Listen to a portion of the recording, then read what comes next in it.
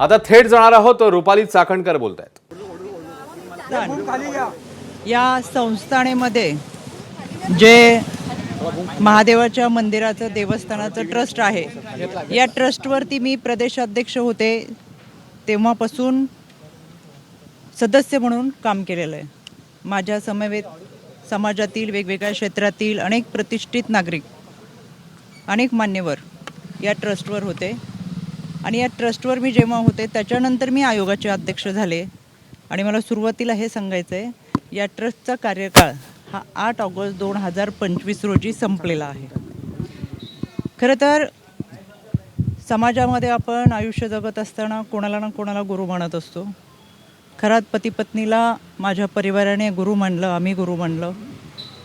आणि काही वेळा तिथं होत असलेला कार्यक्रम, मग तो महाशिवरात्रीचा असेल, गुरुपौर्णिमेचा असेल, या कार्यक्रमाच्या निमित्तानं विद्यार्थ्यांच्या शैक्षणिक साहित्य वाटपाचा असेल, या निमित्तानं आम्ही उपस्थित राहत होतो।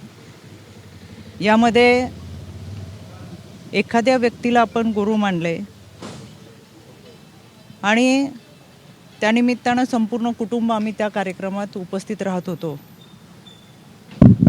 माध्यमांमधून सातत्याने दाखवले जाणारे व्हिडिओ हे काही वर्षापूर्वीचे आहेत।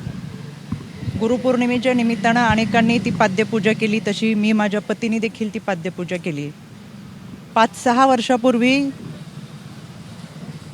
ज्यावेळेस आपण ज्या लोकांच्या संपर्कात असतो, ते 5-6 वर्षानंतर एखाद्याचं कृत्य, एखाद्याची वैयक्तिक वागणूक, त्याचं वैयक्तिक आयुष्य याच्याबाबत आपल्याला कोणतीही सुतराम कल्पना नसते।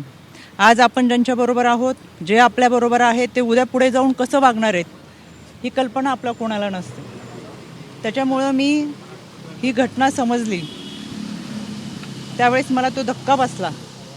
मी लगेच ते ट्विट देखील केले सुरुवातीला, की या देवस्थान ट्रस्टशी माझ्या कुटुंबाचा संबंध आहे, पण खरात आणि त्याच्या वैयक्तिक आयुष्याबद्दल काही माहिती असायचं कारण नव्हतं। यामध्ये पोलिसांनी खोलवर निष्पक्षपणे तपास करावा हे मी परवाच सांगितलेलं आहे। त्याच्यासाठी आज मी पोलीस महासंचालक यांची भेट घेतली, त्यांना देखील या तपासाबाबतचं पत्र दिलं आहे, जे मी तुम्हाला माध्यमातून सुद्धा दिलं आहे। त्यानंतर मी राज्याचे मुख्यमंत्री आदरणीय देवेंद्रजी फडणवीस साहेब यांची भेट घेतली, त्यांनाही ते पत्र दिले, ते मी तुम्हाला माध्यमातून दिलेलं आहे। मी आत्ता आदरणीय सुनेत्रा वहिनी, राष्ट्रवादी काँग्रेस पक्षाच्या आमच्या राष्ट्रीय अध्यक्ष, आमच्या नेत्या यांची भेट घेतली आणि एकंदर हा सगळ्या घटनेचा तपास हा पारदर्शकपणे व्हावा, निष्पक्षपणे व्हावा, यासाठीची मागणी केली। यामध्ये आपण काही लोकांवर विश्वास ठेवतो, एक आध्यात्मिक श्रद्धा आपली असते, एक आध्यात्मिक भावना असते। माझं संपूर्ण कुटुंब हे वारकरी कुटुंब आहे, त्याच्यामुळं आमची जी श्रद्धा होती ती आध्यात्मिक दृष्टिकोनातून होती आणि म्हणून आम्ही कुटुंब ह्या देवस्थानशी जोडलं होतं। पण त्याची दुसरी जी बाजू आहे ती कधी आमच्यासमोर आली नाही, काही माहीत असायचं कारण नाही। वर्षातल्या काही कार्यक्रमांना उपस्थित राहत असताना काही कालावधीसाठी आम्ही तिथं असायचो। त्याच्यामुळे जे काही घडले ते अत्यंत चुकीचे, अतिशय घाणेरडं कृत्य आहे। त्याचं कुठेही आम्ही समर्थन करणार नाही। पोलिसांनी त्याचा सखोल तपास करावा, आरोपीवर कठोर कारवाई करावी ही मागणी आम्ही महासंचालक असेल, आदरणीय वहिनी असतील, आदरणीय देवेंद्रजी फडणवीस असतील यांच्याकडे केलेली आहे। यामध्ये 2 गोष्टी मला प्रकर्षाने सांगायच्या आहेत। काल कोणी एक पत्रकार, खबरदार पुढारी यांनी त्यांच्या वर्तमानपत्रात एक बातमी दिली होती 19/3/2025ला। ही बातमी आमच्या समुपदेशकांकडे आली। समुपदेशक त्या विभागामध्ये काम करतात, विभागीय समुपदेशक असतात, त्यांनी ही बातमी, त्यानंतर समुपदेशकाने त्यांना हे पत्र पाठवलेले 8 तारखेला।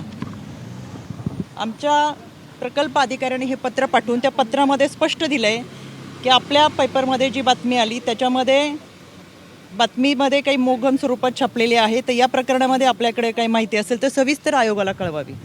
दुसरं पत्र आहे पोलीस अधीक्षकांना की तुम्ही तुमच्याकडे जी काही माहिती असेल ती माहिती या अत्याचाराच्या संदर्भात असेल किंवा काही असेल तर आपण पोलीस स्तरावरती कारवाई करावी, भूमिका घ्यावी, जे काही असेल.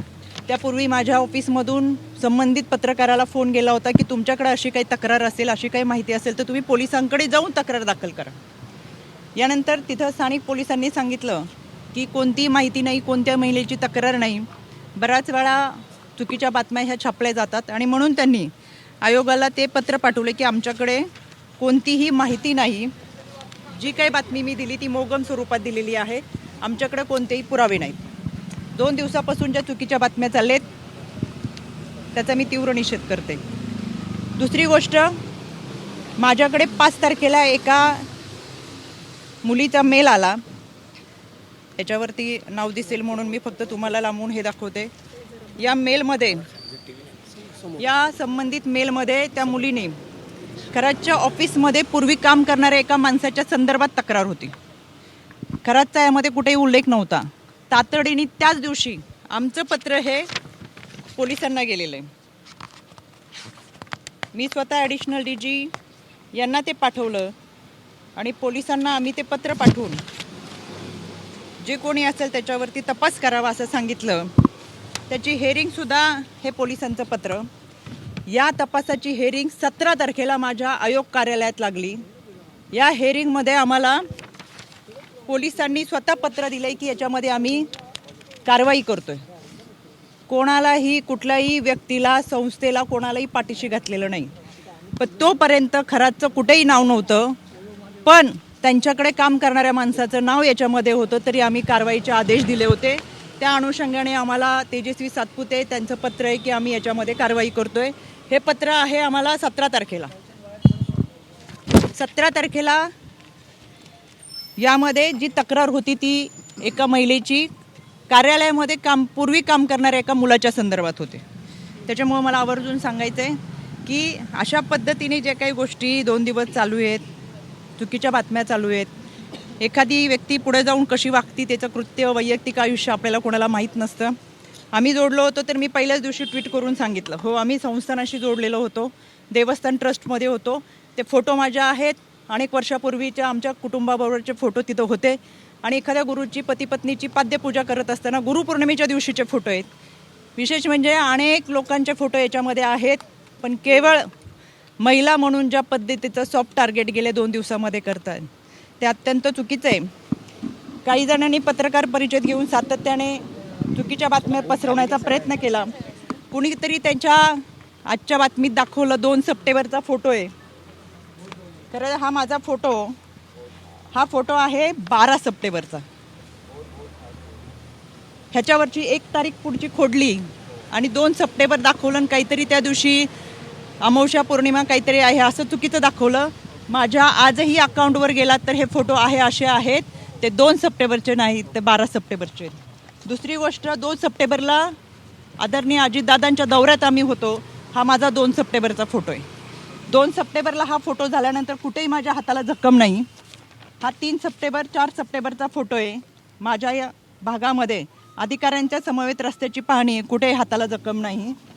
हा 4 सप्टेंबरचा आहे आणि हा 5 सप्टेंबरचा फोटो आहे. कुठेही हाताला जखम नाही. कुठला दिवस होता, काय होता, विधी तो माहीत नाही. आणि हा 6 सप्टेंबरचा आहे. कोणतीही हाताला जखम नाही. कायद्याच्या चौकटीतून ह्या सगळ्यांना आम्ही नोटिसा पाठवूच.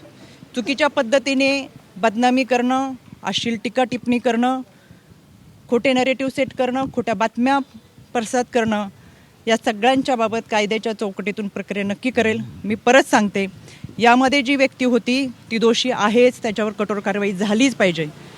आपल्याला कोणत्याही व्यक्तीच्या वैयक्तिक आयुष्याबद्दल काही माहिती असायचं कारण नाही. आणि आज आपण ज्यांच्याबरोबर आहेत ते पुढे जाऊन 4 वर्षांनी, 5 वर्षांनी काय करणार आहेत हे याची कल्पना आपल्याला नसते. त्याच्यामुळे या व्यक्तीवर कठोर कारवाई व्हावीच ही मागणी मी आज केलेली आहे. आणि या सगळ्या गोष्टींचा निष्पक्षपणे तपास व्हावा. त्याच्यामुळे मी आज राज्य महिला आयोगाच्या अध्यक्षपदाचा राजीनामा माझ्या नेत्या आदरणीय सुनेत्रा वहिनी यांच्याकडे मी सुपूर्द केलेला आहे. याबाबतचा जो काही निर्णय असेल तो आदरणीय वहिनी घेतील. आपल्याशी बोलण्यासाठी मी सविस्तर पुराव्यासहित पत्रकार परिषद घेईल. धन्यवाद. अनामिका आपल्या देखील फोटो आहे. तर सुनेत्रा पवार यांची भेट घेतल्यानंतर बोलत होत्या रुपाली चाकणकर आणि सविस्तरपणे त्याने आपली भूमिका मांडली आणि अधिक पत्रकार परिषद घेऊन आपण सविस्तर बोलणार आहोत असंही सांगितलंय. मात्र जे काही फोटो व्हायरल झालेले आहेत त्या संदर्भात त्यांनी त्यांची बाजू मांडलेली आहे. काही गोष्टी त्यांनी सांगितलेल्या आहेत. खरातच्या कृत्याचं आपण समर्थन करत नाही. खरात पती पत्नीला मी आणि माझ्या कुटुंबाने गुरु मानलेलं. खरातकडे काम करणाऱ्या व्यक्तीची तक्रार मिळताच आपण कारवाई केली आणि त्यासोबतच काही फोटोंसंदर्भात देखील त्यांनी काही गोष्टी सांगितल्या.